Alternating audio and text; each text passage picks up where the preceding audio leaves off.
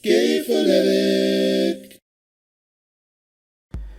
Hey, what's good with y'all, man? It's your boy Tick, aka Game Fanatic, the Michael Jordan of the game, and also the rebel of the YouTube Underground. And I'm back with yet another commentary. So today, man, I want to talk about something I've been hearing too much from the Crumb Side or the hate community of YouTube. You know, I've been chilling over there. I've been chilling over there with BG, Jack Move, Hardhead, and them over there. And they've been throwing around this phrase for a while, though. They've got this little thing where they talk about how many games they've beaten a year, and if you don't fit their criteria of how many games you beat, like if you don't have a certain number that you beat that year, they consider you a fraud gamer, or they say you're not a real gamer. Now, I would always tell them, because I like to be honest all the time. So they'd be like, yeah, I beat like 8 games this year. I beat like 10 games this year. And I was like, dang, y'all beat a lot of games. I only beat like maybe 1 or 2 this year. And they'd be like, yo, what? Yo, I thought you was a real gamer, Tick. Tick a fraud gamer. Now, they could be saying this to joke on me and stuff like that, which could be true. But they do it all the time. And not with me. They do it with everybody. Where they literally, I'm starting to believe that they really think this is the truth.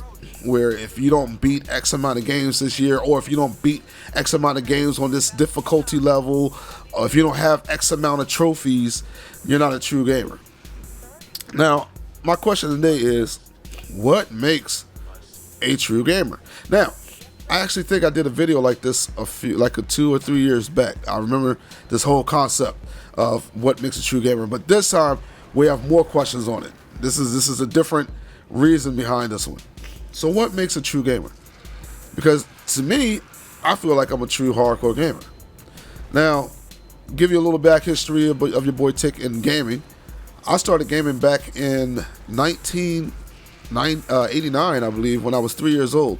My brother, who's 15 years older than me, he had a Sega Master System. Now, he would hand me a controller when I'd be with his friends. I would watch him play it, and he would make it seem like I was playing the game, but I really wasn't playing it. Now, I understood this, but I didn't care.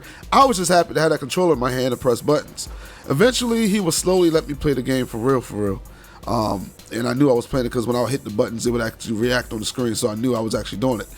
Until 1990, when my mom actually bought me a Nintendo for Christmas. Now, this SNES, I think, was out around that time, but parents, they buy the cheapest thing. And I didn't know at the time. I was a kid, so NES was new to me, and most of my friends had it anyway, so it was hot. So she bought me an NES, and I was playing that, and then I played my NES and got other consoles all the way up till now. And I've been gaming ever since then. That's how I got into gaming. Now, around the 2003 and 2004 era, I guess you could say, my gaming kind of changed. So, around that time, I bought a PlayStation Online adapter because online play was the whole craze around that time. It was starting to become a thing. Now, before then, I would just buy my games. It would be single-player games, or some of them would be multiplayer games, and I played them over a friend's house. You had to be more social back then. So, I had a lot of single-player games. I would beat them, stuff like that. But around 2003, 2004, when I discovered online gameplay, that's when my whole philosophy on gaming changed. I started mainly buying multiplayer games.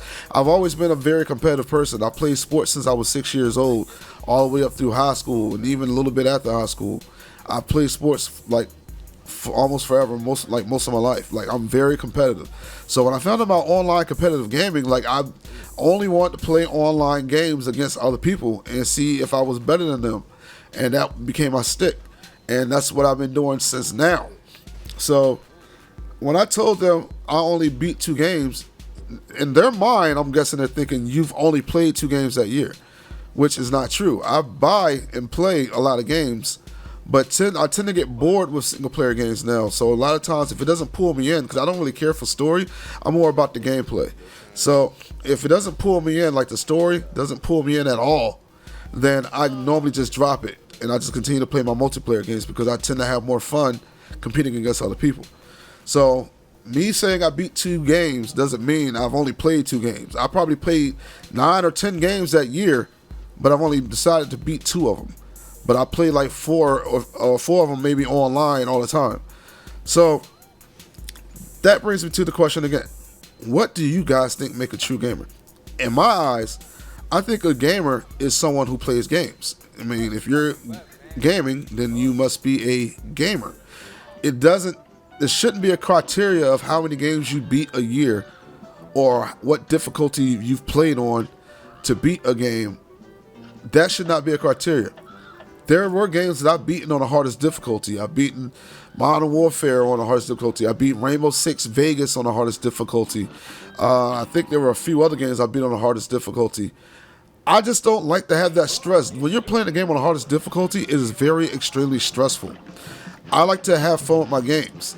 So I like to, play them on normal or something like that instead of giving myself stress playing on the hardest difficulty. Modern Warfare 4 about killed me. I think I almost had a heart attack playing that game. I don't want to go through that again. So that is why I tend not to play my games on the hardest difficulty. But yes, I have played a lot of games. And I don't believe you should have to 100% a game to be called a gamer either, because that's just obnoxious and crazy. So, yeah, you could be someone that plays one game a year. There's people that I know that play 2K basketball or Madden just a whole year round, but they play it religiously and they play it hardcore. So they're still a hardcore gamer, even though they only play those 2 games. Now, if they just play 1 or 2 games a year and they don't touch them but like maybe once a month, then that might be a casual gamer. Or they may touch it 3 times a month. That's a casual gamer. But if you're playing that game all through the year constantly, you're hardcore playing that game. I think you're a hardcore gamer. But that's just my thoughts on it. Let me know in the comment section below. I thought I'd give y'all a fun commentary this time, like I used to back in the day.